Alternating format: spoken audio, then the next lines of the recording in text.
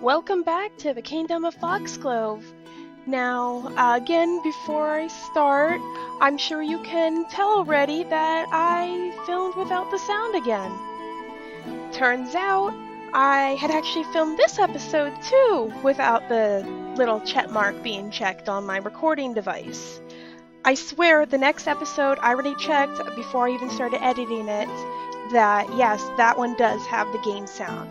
So you'll just have to suffer again with some music, but honestly, I don't think it's a big deal. Just please be patient with me. I am still kind of getting used to this new recording software. Today's quest involves investigating a mysterious shipwreck on the shores of Foxglove. Making the way to the shoreline, we see that the guards have already sorted through the wreckage, and there is one single sailor. He's still passed out on the shore. He's the only survivor of the shipwreck from as far as we're concerned at the moment. And the advisor asks what I want to do, and I decide, well, we need to wake up the sailor to find out what happened. He woke up quite quickly for someone that was unconscious for hours. Well, we go and we're speaking to him now, and he asks us to find the other survivors, if possible, if there's any survivors. And it's a little weird, he's asking the king to risk his life for him. I'm not exactly sure who this sailor is, if he's part of our alliance or not. But Gilbert decides to go out and try to find out where the shipwreck was. The ship had been attacked, but we just don't know by who. Okay, so we're just gonna set sail now. I would hope that there's enough supplies on the ship, but it must be, and enough security so the king hopefully doesn't get killed while we're on sea. Alright, there looks like there's a fog coming in, and it's surrounding our ship here. And they do spot the shipwreckage, and it does not look good. It looks like there are no survivors. It looks like they can see some of the the crew members who are no longer of this world. So they decide to head back, but all of a sudden a cannon goes and hits them. I mean, that's lovely. I'm really hoping I don't get killed there. It looks like the cannon missed, but yeah, we're gonna try to hurry back for safety and hope that the enemy does not follow him, and I'm not ready for my monarch to die. It looks like they got back safely though, so that's good. Oh, we gotta go and report to the sailor that the rest of his crew is no more. Is he crying? I think he is.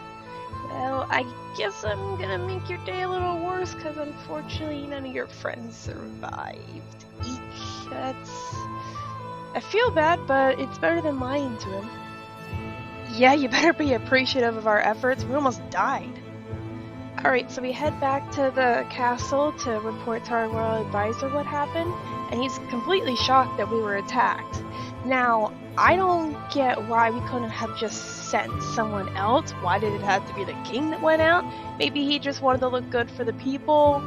I don't really know. I feel like that would have been really dumb, risky choice to make, but he made it and luckily he survived. It looks like the ship was attacked not too far from the shoreline, and even the royal advisor remarks that those waters aren't typically dangerous, maybe the occasional pirate, but it really doesn't even sound like it was a pirate that attacked them. It looks like the royal advisor is going to send for some scouts to find out what exactly is going on, and personally, shouldn't we have done that in the beginning instead of risking the monarch's life? His daughter's a little too young to rule. Don't mind me just casually walking by a sword fight there. Okay, I just find it funny that a lot of times that they just have these random sword fights and no one seems to bat an eye, or if they do, they're just kind of watching and cheering. Now, I mean, it doesn't look like it's a fight to the death or anything, so that's not a big deal. But looks like the scouts are already back, and that was very, very quick. Alright, let's see what he said. Okay, so maybe it was actually a pirate attack. I didn't think it was. But it looks like we've got a bit of a war possibly starting. So hopefully Foxglove can protect themselves in this war and come out better than they went in if they end up having to get involved.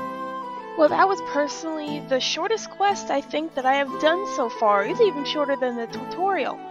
So I will end this episode with showing you a quick preview of our Peditarian priest, I believe is what the religion is called.